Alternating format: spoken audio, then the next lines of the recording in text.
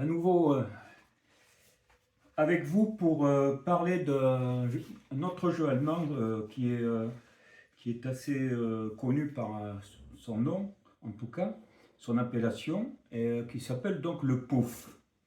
Le Pouf, donc P-U-2-F. Toujours pareil, il me manque un F. P-U-2-F. Ouais. Le Pouf. Le Pouf, c'est un jeu quand même plutôt réputé, mais cependant, je n'ai pas trouvé de règles. Vraiment, c'était assez difficile de trouver des règles, je dirais plutôt. La règle que je vais vous présenter est une règle en allemand. Hein, une règle en allemand, mais qui date donc de 1835. Et c'est quand même une règle très détaillée. Alors on peut penser donc 1835, c'est déjà un peu avancé. Et, et les règles qui sont données sont des règles aussi avancées. Comme on disait, vous savez, il y avait le trick-track avec ses règles traditionnelles et le trick-track avec des règles avancées qui ont suivi vers la fin du 19e siècle. Bon, je pense que c'est un peu le même cas pour le Pouf, mais c'est très intéressant. Pourquoi? Parce qu'en fait, il n'y a pas une seule version de Pouf, mais il y en a deux, non, il y en a trois. Il y a trois versions de Pouf. Alors d'abord, il faut se dire que si on regarde un peu si on cherche un peu dans les livres anciens, par le biais de Google Livres notamment, on va trouver que le Pouf est déjà cité en 1652. Vous voyez, 1652, on va trouver le Pouf, mais marqué Bouffe, B-U-2-F. Voilà. Alors il y a le Bouffe, dans les jeux qui sont réputés, c'est le Bouffe, à l'époque, hein, le Contrabouffe, le Régal Bouffe et le Dick-Dack. Alors le Dick-Dack, nous en avons déjà parlé dans la dernière vidéo. Et là, on retrouve aussi en 1667, par exemple, dans un autre livre, les appellations bouffe et contrabouffe et régal bouffe, encore une fois, et l'ourchem. Bon, l'ourchem, c'est le jeu de l'ourche, dont je n'ai pas encore d'informations sur ce sujet. Mais là, nous parlons du pouf. Bon, alors le pouf, rien qu'à l'appellation, on a tendance à le rapprocher de la bouffa. La bouffa, qui est le jeu dont j'ai déjà fait des vidéos, la bouffa Cortesa et la bouffa des Baldrac. Donc ça semble bien donner un air de famille. Alors on l'a déjà vu qu'il faut se méfier des airs de famille. Mais là, vous allez voir que non, il n'y a pas. Le pouf, c'est la bouffa. Donc, c'est la bouffa, c'est les bases, c'est la bouffa.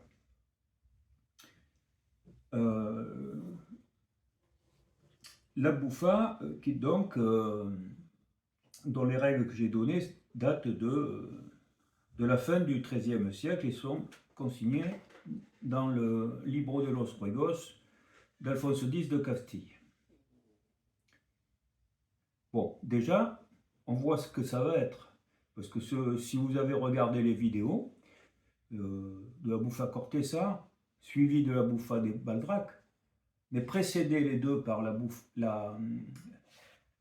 Parea de Entrada, qui est la même chose que la bouffa Cortesa, eh bien, vous voyez tout de suite de quoi je vais parler.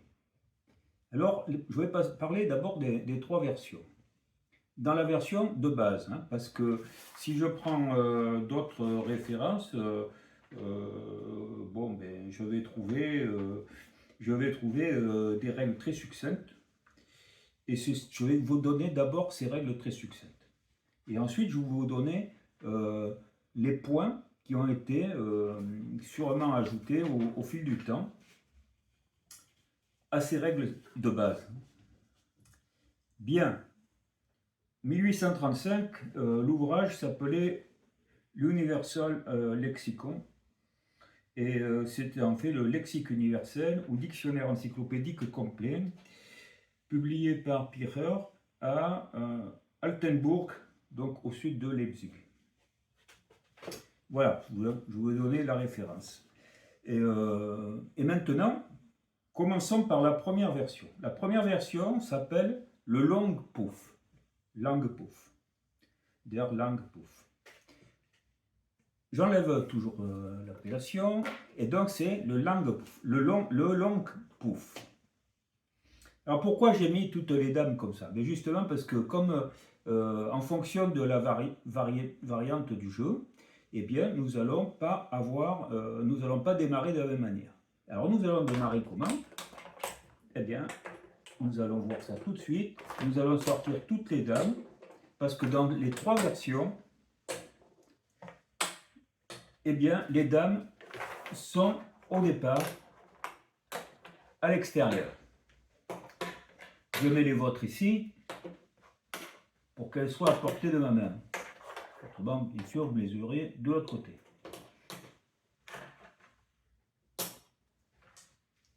On joue avec 2 dés.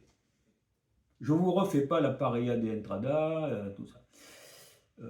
Mais je vous dis tout de suite que le Langpuf, c'est en fait la pareilla de entrada, exactement.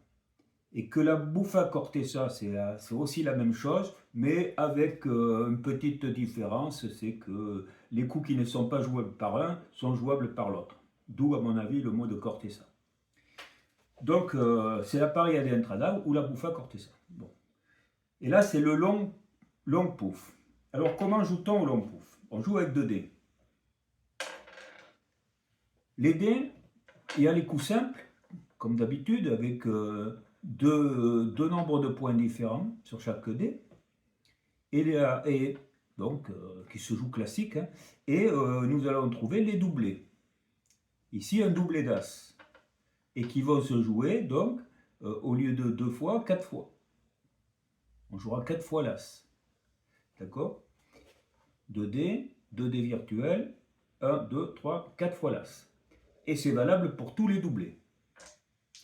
Ça, c'est encore un grand classique. Hein. Bon. Bien. En quoi consiste le jeu? Mais le jeu commence d'abord à entrer dans le tablier. Alors, donc chacun va lancer un dé. Voilà, il y a un qui lance le 7. Et l'autre lance le 6. Bon, c'est moi, j'ai lancé le 6. Je commence. Et donc, qu'est-ce qui va se passer? Je commence à jouer, je vous fais juste un petit début, c'est le début classique, 6 et As, j'ai les blancs, je rentre le 6 et je rentre l'As. J'ai décidé de jouer là. On aurait pu jouer là, hein. Alors on ne partait pas dans le même sens, c'est tout. Donc là, 6 et As, j'ai joué, voilà. Là c'est vous qui jouez, et vous jouez 2 et As. Et là, vous jouez au même endroit que moi. C'est ça le Langpuf. 2 et As. Et du coup, dame isolée, elle est battue, elle s'en va. Donc à chaque coup de dé, c'est à moi de jouer à nouveau. J'ai fait un double 2. Double 2, qu'est-ce qui va se passer? Ben, une fois, hein, et je vous bats, bien sûr. 2 fois, 3 fois, et 4 fois, c'est ce qu'on avait dit. Voilà, j'ai joué mon double 2. Et puis en plus, après c'est à vous. Et là, vous faites aussi un double 2. Mais le double 2, vous ne pouvez pas jouer. Parce que du moment qu'il y a 2 dames au minimum, vous ne pouvez plus vous y mettre. Donc vous comprenez la tactique. Bon, donc nous allons rentrer tous les deux, nous allons rentrer nos dames dans le même cadran. Et une fois qu'un des joueurs aura rentré toutes ces dames, alors il commencera à se déplacer. Premier cadran, deuxième cadran, troisième cadran et quatrième cadran. Et nous suivons le même parcours. Lorsqu'un joueur sera arrivé à l'extrémité, au dernier cadran, il aura mis toutes ses dames, alors il sortira d'une manière classique comme on joue, on va dire au backgammon, c'était la méthode rapide. Hein.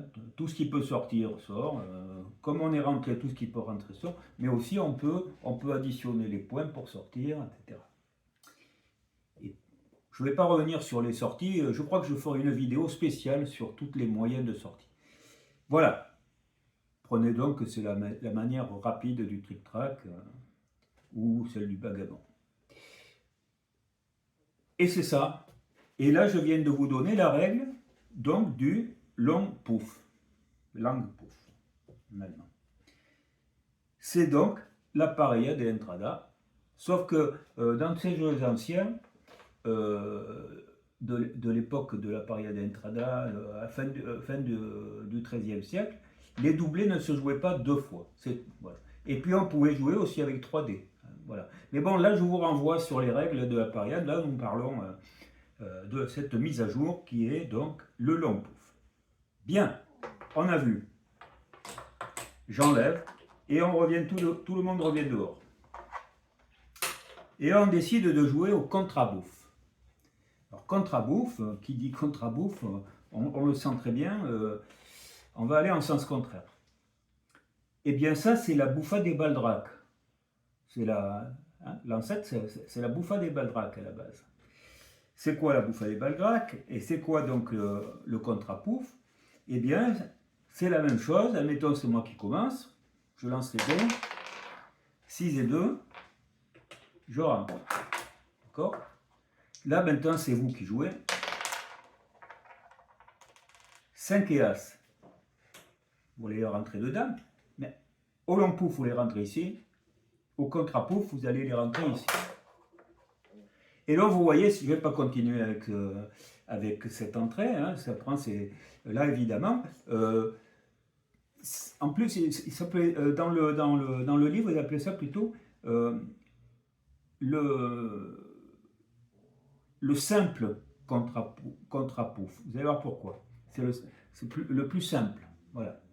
Donc, que va-t-il passer? Une fois qu'un jeu. Alors là, on n'est pas gêné par l'adversaire pour rentrer. Donc, on va rentrer plus vite. Hein. D'accord? Bon, l'autre était long. Donc, on a compris. Il était plus long parce qu'on rentre, on sort, on fait sortir l'autre. C'est une espèce de bataille pour rentrer qui peut. Et en plus, on va battre les adversaires. Bon. Enfin, ça, vous connaissez. Et alors que dans le contrabouffe, pouf, eh bien, c'était la bouffa des baldracs, c'est pareil. Sauf que toujours pareil, les doublés ne se jouent pas deux fois, alors que au pouf, on les joue deux fois. Eh bien, dès qu'un joueur a rentré toutes ses dames dans son premier cadran, alors il commence à circuler. Premier cadran, deuxième, troisième, quatrième. Mais pour les noirs, premier, deuxième, troisième, quatrième. Donc ils vont en sens contraire, d'où l'appellation contrabouffe, qui est après devenu plus tard le Gegenbouffe, pouf, qui veut dire la même chose. Vous avez vu? Voilà. Donc nous avons vu le langbouffe, pouf. Décidément, je dis toujours bouffe, mais c'est vrai qu'au début, c'était plutôt prononcé bouffe. Et là, nous voyons, nous venons avoir le contrapouf, pouf. Donc, les deux versions qui sont bien coulées. Et la troisième, j'étais un peu surpris par cette troisième, parce qu'en fait, il faudrait l'appeler le double contrapouf. Si l'un était simple, celui-là est double. Manière de parler. Plus compliqué, ça veut dire. Donc j'enlève les dames, et regardez, nous recommençons, je commence, donc je lance les dés. 3 débuts différents, c'est tout, hein. Le reste c'est pareil. 5 et 3. Mais on a vu que ça va être encore un contrapouf, hein, donc on va aller en sens contraire, ça on le sait tout de suite. Je fais 5 et 3.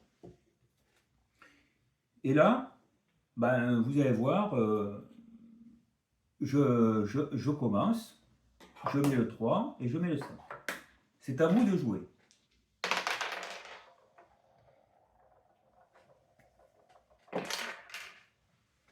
Quatre et As. 4 et As. Vous avez fait 4 et As. Nous ne sommes plus dans le simple contrapouf, mais nous sommes dans le double. Bien. Alors, où vais-je mettre vos dames? 4 et As. Ici, ben non, parce qu'on a vu. Hein. Ici, non plus.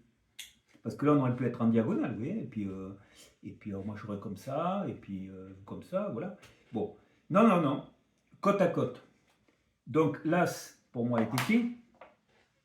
Et enfin, pour vous, l'As est ici. Et le 4 est donc 1, 2, 3, 4. Il est ici. Voilà. C'est-à-dire que, je vous fais un deuxième coup. C'est au blanc de jouer. Et les blancs font 5 et As. Et maintenant, c'est vous, les noirs, qui jouez. Et vous faites 5 et 2. 5 et 2. Etc. Les doublés se jouent 2 fois. Pareil. Et alors, une fois qu'un des deux joueurs a rempli, complètement, disons, a rentré toutes ses dames, à ce moment-là, comme à l'habitude, il va circuler. Alors, comme il est ici, les blancs sont ici, ils vont faire premier cadran, deuxième cadran, vous voyez, troisième cadran, quatrième cadran, ils sortent. Et les noirs vont faire premier cadran, deuxième cadran, troisième cadran, quatrième cadran, et ils sortent. Et c'est ça qui est écrit dans la règle, c'est-à-dire qu'en fait, dès le départ, les deux joueurs vont se rencontrer immédiatement dans leur deuxième cadran. Et ensuite, ils se rencontreront à nouveau en entrant dans le quatrième. Troisième, quatrième. On le conçoit très bien. Donc c'est un jeu, pour l'instant, nous n'avons pas vu ce style de jeu. C'est la première fois. Et ça, on va appeler ça donc le double contre pouf. Donc le plus complexe. Alors là, c'est là même l'auteur dit ce qui est bien, c'est de faire donc des bouchages. C'est-à-dire, enfin, il faut construire ici. Enfin, bon, on construit, c'est le hasard qui va nous faire rentrer, mais on va essayer de tenir le maximum de temps pour empêcher l'autre de rentrer, passer et venir faire une case entière, ici par exemple, et ensuite avancer, avancer, avancer, dérouler, dérouler et écraser l'autre, qui lui devra passer par là aussi. D'accord ? Et qui essaiera évidemment de faire la même chose. Ça peut être un jeu très intéressant, hein, mais je ne sais pas, je ne l'ai pas essayé. Mais je le ressens comme quelque chose d'intéressant et de nouveau par rapport à tout ce que j'ai donné jusqu'à présent, alors que les autres, on les connaissait déjà, puisque c'était dans le livre des jeux d'Alphonse X de Castille sous une autre appellation. On voit la longévité quand même de ces jeux en Allemagne, parce que si on prend donc, c'est le Moyen-Âge avec la Buffa Cortesa, la Paria d'Entrada, et puis on va prendre la Buffa des Baldrac, on les retrouve. Hein. Le double contre pouf, non, on ne le retrouve pas. Mais bon, on les retrouve. Mais après, vous prenez, comme on l'a vu, Réincontrat du livre des jeux d'Alphonse X, et vous le retrouvez sur le Verkeren. Et aujourd'hui encore joué sous le nom de table suédoise. Ouais. C'est assez unique, je pense. Alors voilà. Alors voilà, donc je vous ai tout dit sur les méthodes de base. À la limite, vous pourriez jouer comme ça. On peut jouer comme ça. Mais que nous dit l'auteur du lexique universel de 1835? Il nous dit que ces trois jeux ont en commun, alors c'est là que je commence à parler de règles avancées, parce que lui il ne dit pas que c'est des règles avancées, il dit c'est des règles. Donc voilà. Bon. Alors, je vais essayer d'être assez clair. Je vais commencer à vous expliquer. Donc, je ne sais pas la peine que je laisse les dames ici. Pour l'instant. Voilà. Et la première chose, c'est la gestion des doublés. Dans les trois cas. Hein, les trois cas. Alors, c'est assez spécial. Donc, lorsque un joueur fait un doublé, alors, supposez qu'il fait un double 6, un doublé de 6. Qu'est-ce qu'il va faire? Il va faire comme j'ai dit tout à l'heure. Il va jouer donc 4 fois le 6. On est d'accord? S'il peut. Si, des fois, il pourra en jouer que 3, ou moins. Il jouera tout ce qu'il pourra au maximum. Et là, c'est là qu'il faut bien s'accrocher. C'est qu'en joue, en fait, on va aussi, une fois qu'on aura joué le doublé de 6, on va retourner les dés et on va jouer aussi le doublé d'As. On joue le doublé de 6 suivi du doublé d'As. D'accord? Est-ce que c'est fini? Ben non, c'est pas fini. Parce qu'à ce moment-là, on relance les dés. Bon, je fais un coup simple, je joue mon coup simple. Voilà. Mais si j'avais fait un nouveau doublé, un doublé de 2 par exemple, alors on aurait recommencé le même petit jeu, c'est-à-dire que je joue mon doublé de 2 pour tout ce que je peux, et ensuite je vais jouer le doublé de 5. Bon, ça c'est toujours 7 hein, au total, si j'ai 2 ça sera 5. Hein. Donc 2 fois, comme ça. Et puis et on rejoue 3 fois, d'accord? 3 fois. Bien. Et que se passe-t-il si on fait le quatrième doublé d'affilée? Alors, le quatrième doublé d'affilée, il va se jouer aussi,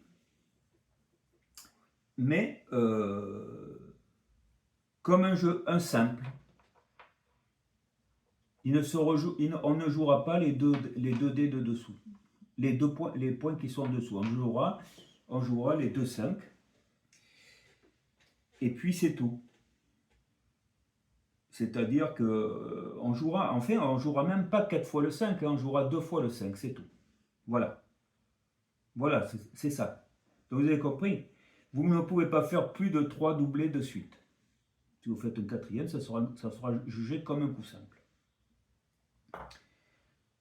C'est valable pour les 3 versions.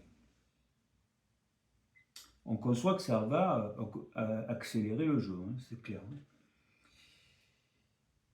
Est-ce que c'est fini avec les doublés? Non, ce n'est pas fini avec les doublés. Alors, pourquoi? Parce que ça, c'est le cas, on va dire, classique. Dans le jeu, c'est comme ça. Mais, au cours du jeu, si un joueur amène un doublé pour la première fois, que ce pour l'un, et puis la première fois pour l'autre ensuite. Admettons que c'est moi qui fais un doublé, et vous allez faire un doublé après. Je ne sais pas à quel moment, mais du moment qu'on fait notre premier doublé, alors il ne suit pas la même règle. Alors, on joue effectivement 4 fois le 5, et on va jouer 4 fois le 2. Jusque-là, pas de problème. Mais on ne relance pas les dés. Pour la première fois où on fait un doublé, on joue les doublés que l'on voit et on joue les doublés qui sont en dessous, comme à l'habitude, mais on ne relance pas les dés. Si un des joueurs donc a fait son premier doublé, le deuxième pourra faire le sien, et c'est fini pour tous les deux à ce moment-là. C'est fini pour tous les deux, c'est-à-dire qu'à partir de là, ils vont pouvoir relancer les dés pour arriver à faire 3 fois un doublé si c'est possible. Bon, ce sera très rare, tout ça, bien entendu. Le quatrième étant considéré comme un coup simple. Bon, je pense que là, j'ai été clair sur cette affaire. Et est-ce que j'en ai fini avec les doublés? Non, ça serait trop facile. Ça serait trop facile. Parce qu'en fait, il y a un doublé qui était appelé le doublé général. Voilà, c'est le doublé général. Vous voyez? Alors, qu'est-ce qu'un doublé général? Eh bien, c'est qu'au tout début du jeu, chaque joueur lance un dé. On peut les compter, si vous voulez, pour démarrer en même temps, hein, d'ailleurs. Moi, je fais un 5, et vous faites un As. Notez bien. Alors, là, je vais commencer en relançant les dés. Mais par contre, 5 et As. Il faut bien s'en souvenir. Bon, on pourrait utiliser 2 dés supplémentaires, voyez, et les laisser en permanence ici. Et vous allez voir pourquoi il ne faut pas les oublier. Donc 5 et As, c'est notre premier coup. simple. Coup simple. Pourquoi? Parce que si au cours du jeu, quelqu'un amène 5 et As, alors il ne jouera pas ce 5 et As, sauf s'il a envie. S'il joue le 5 et As, c'est fini. Voilà. Mais s'il veut, il peut choisir le doublé qui lui convient. Et il aura les mêmes droits, que pour les autres doublés. Oui.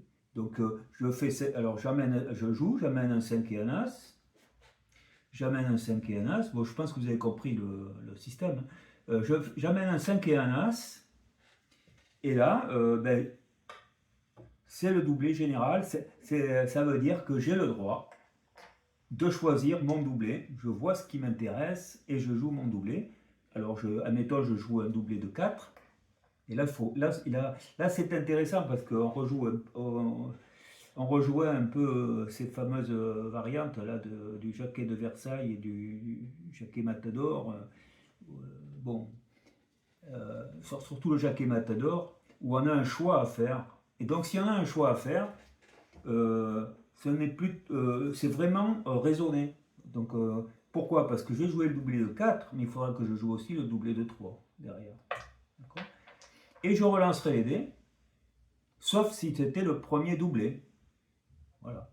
S'il arrive à 5 et As, je vais jouer mon doublé, mais je ne pourrai pas le rejouer. Ça sera considéré comme un doublé à ma guise. Voilà. Voilà pour tous les doublés. Voilà ce que c'est, et c'est valable pour les 3 versions. Très bien, j'ai fini avec les doublés. Je tourne ma page parce que ce n'est pas fini. Il va y avoir des particularités. Une particularité, surtout, c'est le double contrapouf. Le double contrapouf, on l'a vu, hein, c'est un contrapouf, sauf qu'on joue, on est à côte, en fait, vous jouez de l'autre côté, mais vous allez partir d'ici, ici, et puis moi ici, et ici, on se rencontre immédiatement. Hein. Et ensuite, celui qui est ici finira ici, et celui qui est ici finira ici, sortira ici. Et là, il y a un truc qui m'a beaucoup amusé. Eh bien, qu'est-ce qui m'a amusé? Eh bien, c'est qu'il y a une autre manière de gagner, particulière à ce jeu, mais je pense que c'est parce qu'on dans les autres variantes, les 2 premières, les classiques, on va dire, le long pouf et le contre-pouf, ça paraît difficile à réaliser, alors que dans ce cas-là, vous voyez, parce que quand on va passer là, ça va prendre quand même du recul. Hein. Eh bien, on va avoir de l'espace, surtout si on fait des bouchages, on va avoir de l'espace. Hein. Eh bien, écoutez bien, c'est amusant quand même, hein, je trouve. Il y a une manière de gagner la partie sans la terminer. Encore une fois, vous savez, on a déjà vu ça. Hein. Avec le Schuster, on a vu ça avec le Verkeren. Et maintenant, nous allons voir ça avec le double contrapouf. Et c'est quoi? Ah ben là, il faut bien s'approcher. Ça s'appelle le rang d'oie, des oies. Ou la ligne d'oie. Quand les canards marchent en file, ou les oies, pareil, ou même dans le ciel. Et c'est ça s'inspire de ça. Et ça consiste à quoi? Alors écoutez-moi bien, parce que je vais vous montrer ce que c'est. Admettons que les blancs étaient là, bon ben ils ont réussi à faire des choses comme ça. Des demi-cases. Regardez bien, hein. Ça paraît... Combien j'en ai... Pour moi c'est impossible, mais bon, pourquoi pas. Là, regardez bien. Là, par exemple, là, c'est un exemple.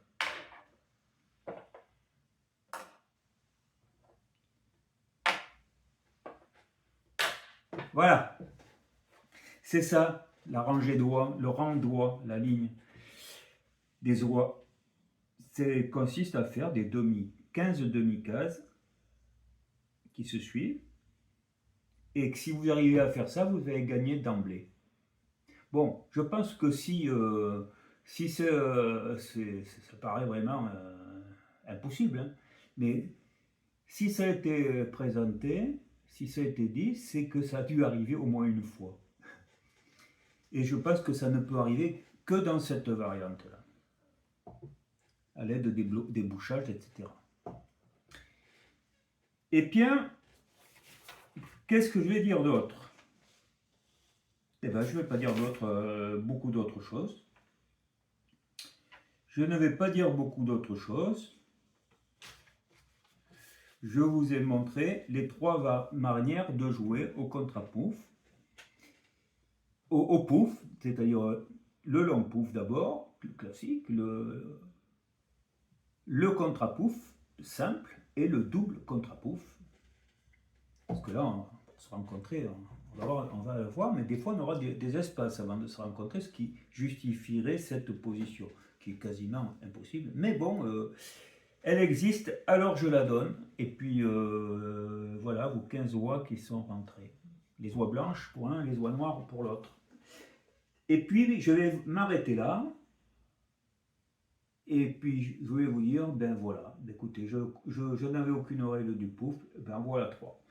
Et je vous remercie de m'avoir écouté. Et puis si vous pouvez mettre un doigt en l'air, un pouce en l'air, eh ben ça fait plaisir. Déjà, ça fait plaisir. Et puis si vous pouvez vous abonner, ça valorise quand même la chaîne. Quand je parle de valorisation, c'est-à-dire que c'est les jeux que je valorise, c'est pas moi. C'est pas de l'argent, c'est rien du tout, ça ne me rapporte rien du tout. C'est beaucoup de travail. Bon, j'en suis content de le faire, donc c'est même pas du travail, de recherche dans tous les sens. Je fais ça comme ça, j'aime ça. Je passe beaucoup de temps.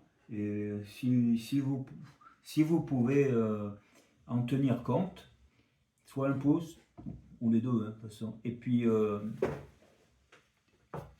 de souscrire, eh bien ça sera très bien. Pourquoi? Parce que plus il y aura de monde qui souscrira, plus ça se verra. On ne demande pas des centaines. Il y en a 78 en ce moment, au moment où je fais cette vidéo. Bon, mais plus il y en a, les gens qui viennent, qui passent, quand ils voient beaucoup d'abonnés, ben, ils disent tiens, c'est une chaîne qui intéresse. Vous voyez. Donc, le nombre appelle le nombre. C'est ça. Mais ça, c'est vrai partout. Hein. C'est vrai partout. Si vous voulez vendre, faites une queue artificielle à l'extérieur de votre restaurant, et puis vous allez voir, hein, tout le monde va venir se rajouter. Hein, c'est la rangée d'oies. Ouais. Bon, je pourrais vous citer un restaurant à Bordeaux qui fonctionne comme ça et qui est situé à côté du Grand Théâtre. Allez, enfin, eux, ils n'ont plus besoin en tout cas, ils n'ont pas besoin de mettre des clients artificiels. Hein. Ce sont des vrais clients. Mais le nombre appelle le nombre. Si vous voyez personne, vous ne rentrez pas dans un magasin. Si vous voyez du monde, vous rentrez.